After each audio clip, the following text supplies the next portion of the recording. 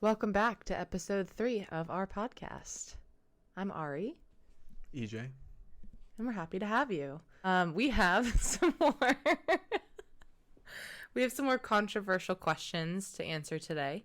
So I'm just going to kick it right off if that works for you. No. All right.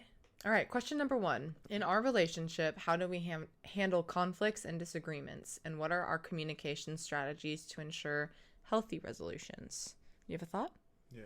I think whenever we're in conflict, I have a well-proven plan to sort of just get in my car and leave. And I didn't know you were going to say that.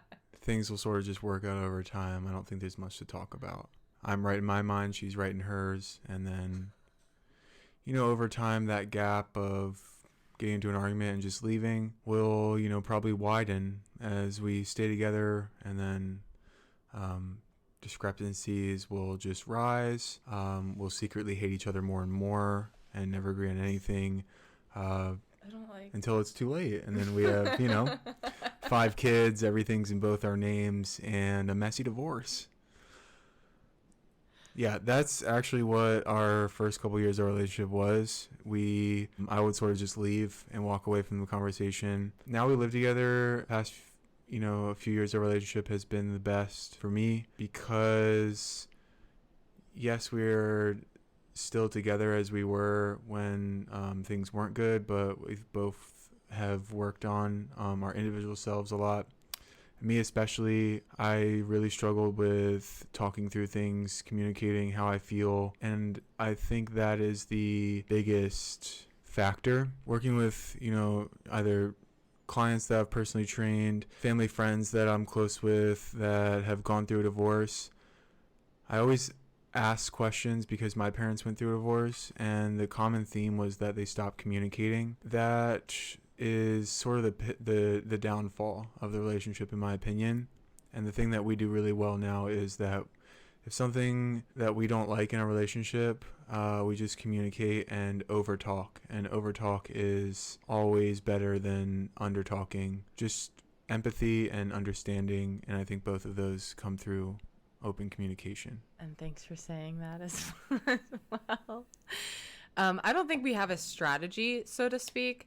I think our relationship is a little bit unique because we met when we were so young, and there was still a lot of individual change that had to happen, in my opinion. There was a huge gap between where we are now and where we were when we were 18 years old.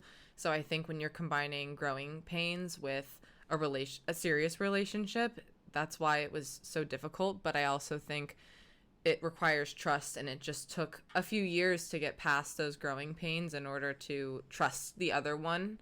And now, when he communicates something that he needs in our relationship, I really do feel like it's for the best of our relationship. And I think that kind of trust just takes time and practice. I think it might maybe be a little easier if you're meeting your significant other a little bit older, because they're already more set in pretty much who they're going to be the rest of their lives, at least foundationally. So you can trust that there's not going to be a lot of change happening, over a longer period of time. So I don't think there's a specific strategy. I think it really just comes down to trusting that the person that you're with is coming from a good angle and is doing it for the benefit of the both of you, not just a one-sided, I need this type of thing. Yeah, it's always give and take. I think as long as you understand the intentions behind everything, even if, I make a mistake, if I communicate what my intentions were, then that mistake can be lightened because she knows where my heart and mind were trying to be, even if it didn't end up there. Yeah, I think it just comes down to being honest about where you're coming from when you're when you're asking something of me. You're also sharing with me a deeper side to you as to why you need that, whether it's from a past trauma or something just that makes you feel good. I understand the motive behind it, and I'm also understanding more about who he is. Anything else, or next one? Okay. What are our opinions on gender roles and expectations within the relationship, and how do we challenge or embrace traditional norms? Oh, he's got it. I think that changing norms of women being more prominent in the workforce is great, so that I'm not just the breadwinner, that she makes a lot of money too. So I like that aspect that she's, basically bringing in more money. And then I like to keep the traditional aspect that my laundry is done, my sandwich is made when I come home, and my bed is made before I lay in it.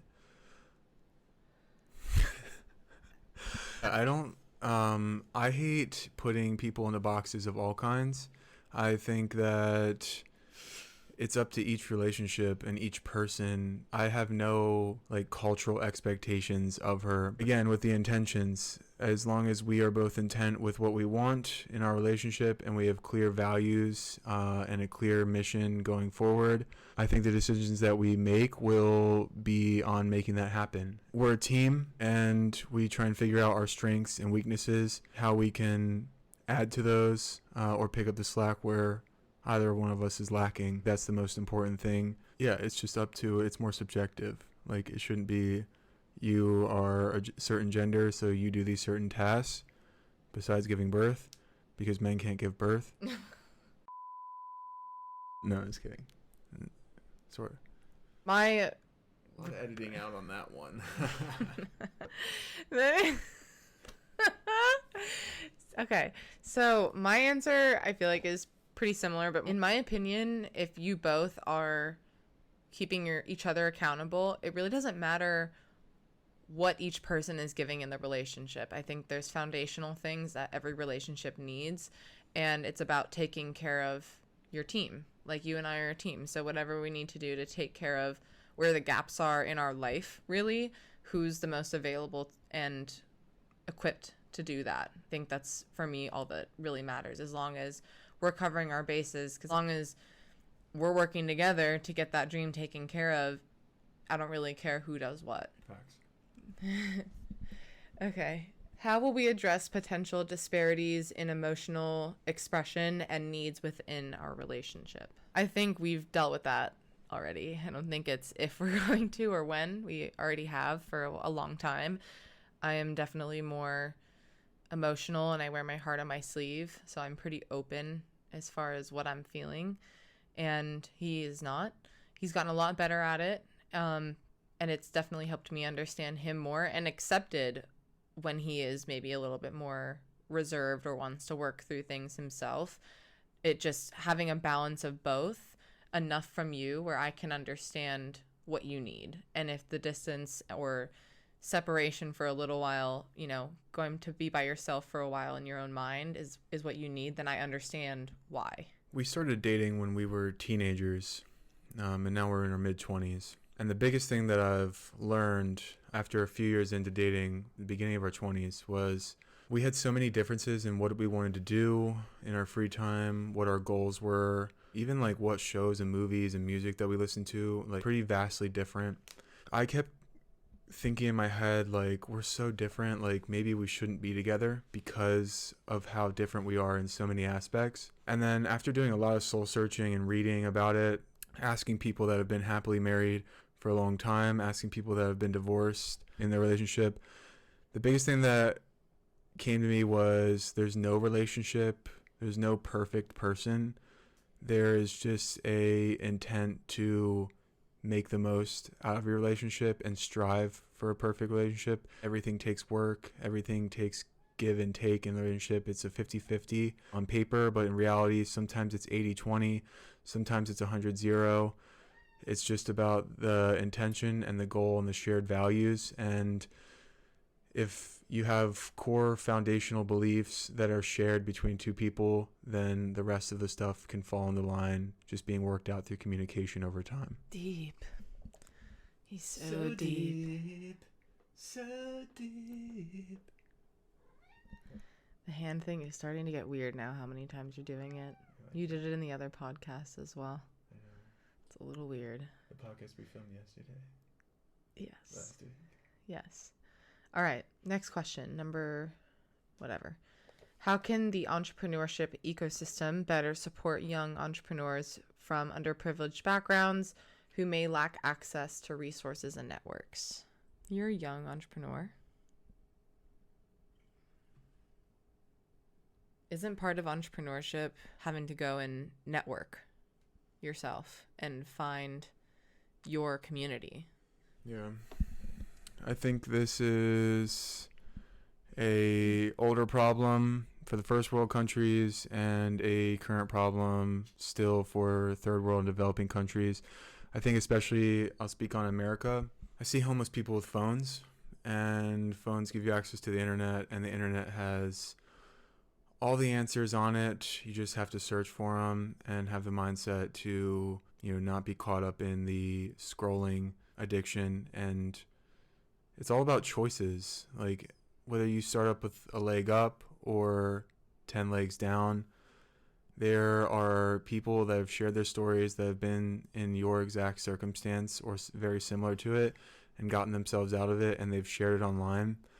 And so the entrepreneurial people are the ones that probably are in the rat race, are staring at this corporate ladder, and then ask the question of what else is there out there? And then they go take risks.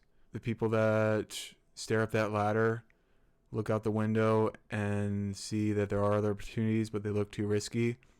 They're the ones that don't become entrepreneurs because they prefer the comfort. Some people don't get to that information or get to that train of thought or other bad circumstances that don't allow them the mental freedom to go look for other things. So I think the access is there. It's really just if you cannot make serious mistakes before you get to that ladder. I like the word that you used, the phrase mental freedom. I truly feel like the stronger you get mentally, the more that you naturally start wanting to open yourself up to opportunities. Most of the opportunities out there are very difficult. Next question.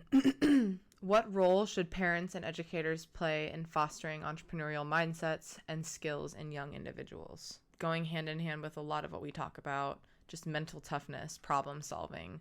I think there's core skills that are more technically soft skills on paper that educators and parents should be pushing more of. I think there's core skills like communication, problem solving, and work ethic. Anyone can teach anybody that, whether it's by example or, someone more hands-on like a parent or an educator where your job is to literally teach children. I think it, as has been talked about a lot more, the role of the parent is so vital because educators in schools especially are scripted. I mean, everyone watching this, everyone that's gone through the public school system and even college, you don't learn anything but how to try and get the same answer as everyone else in the class. It's outdated, it's an old system, and that old system isn't made for entrepreneurs. YouTube, podcasts, people that on social media that can bring their stories and provide you with, better education on what you actually need to make a business, start a business, are going to be more vital. And that's probably going to be pushed by social media and parents over the education system because the education system is stale. I think there should still be the option to pursue other things. Some people just don't want to run a business or start a business, and that kind of thing does not interest them. But I think the majority of people do want that in a way. They're always looking for something better to support their lifestyle, and I think our education system is like flip-flopped. Like we're so segregated, and you have to like choose a major, choose this, choose that, and then it's on a piece of paper, and that's like what you're labeled as, and you feel it's difficult to steer off because you've worked so long under one category or whatever you want to call it. Last question. What are the potential consequences of promoting a unicorn or billion-dollar valuation mindset among young entrepreneurs? What does that mean? So it's basically like, are there consequences, or what are the potential consequences to promoting this type of mindset, like this monetary value, this goal of what maybe entrepreneurship brings typically? What are the consequences of basically the reverse of what our entire system is promoting, if that makes sense? Short-term consequences. I think that, so teaching this entrepreneurial mindset of even doctors are not going to become millionaires in the short horizon. And so if you really want to make millions of dollars, you have to start a company or be a part of a startup company that is going to have a high valuation. The consequences is that people will fail a lot. The ones that learn from that failure and use it as fuel to make better decisions and continue that entrepreneurial journey will succeed if they keep trying at it. The other consequence is that you realize that you're not cut out for it, and then you just end up back into the corporate world. And I don't think there's anything wrong with that. I don't think that's a bad consequence.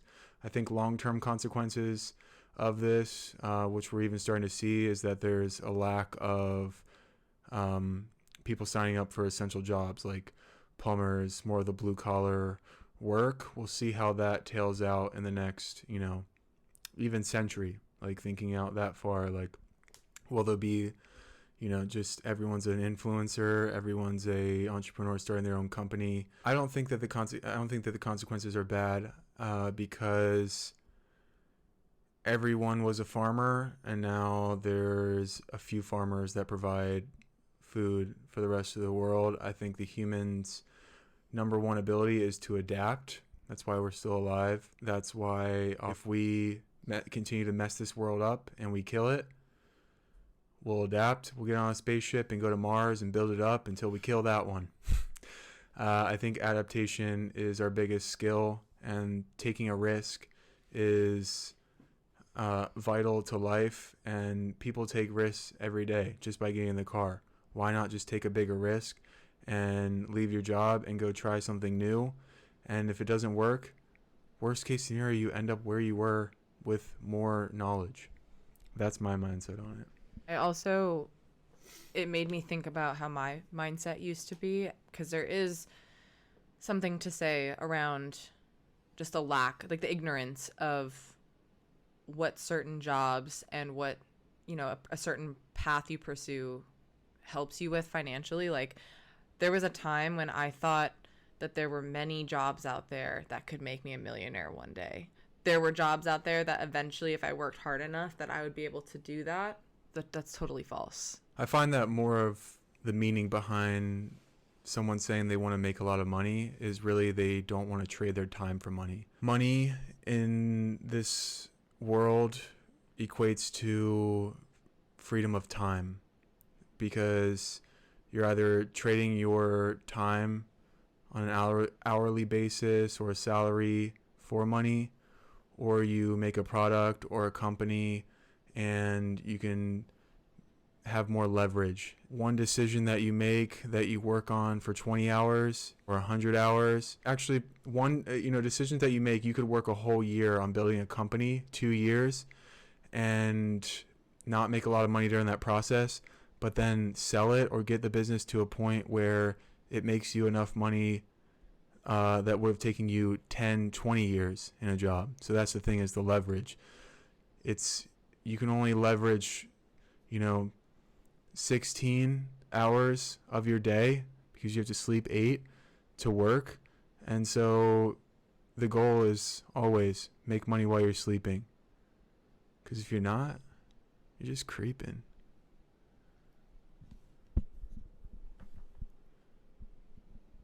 Anything else? Cringe.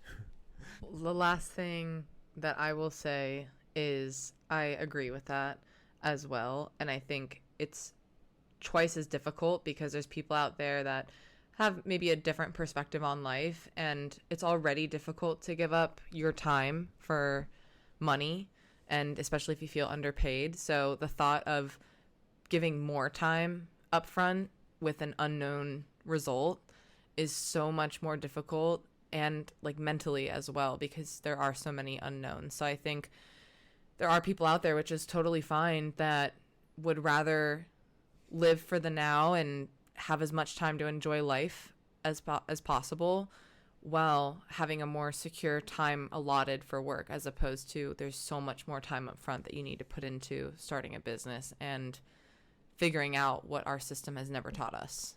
I think it's just delayed gratification.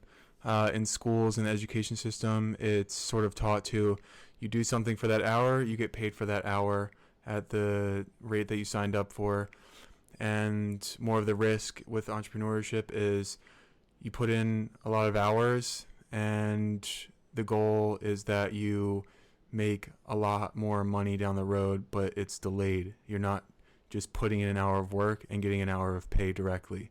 And so that's the risk, is, you know, having that gratification, having that payment in a larger sum, but down the road longer, and, you know, saving your money and putting it into a business and struggling and suffering for an allotted amount of time for a bigger payout in the end, rather than living comfortable and working an hour and getting paid for that hour. Well, that's all the questions that we have. I hope everybody enjoyed listening, and hopefully you can engage in some open conversation in your life as well, with open mind, open opinions, no judgment. Thanks for listening. The whole goal for me in this is, like I said before, I've been in crappy places, and it's through listening and learning from experiences and mindsets of other people that's helped me get to where I am today. So if I can just help one person, spark an interest or think of something different in their life, and sort of break the constraints that they have in their mind, then I'm happy. Like, that's the goal, is just think differently, and think outside the box. And when someone tells you that everyone's doing something and this is the right way to do it, think of how to do it in a different way. Take the road less traveled by and leave a trail. Good? Yeah, I'm good. Peace.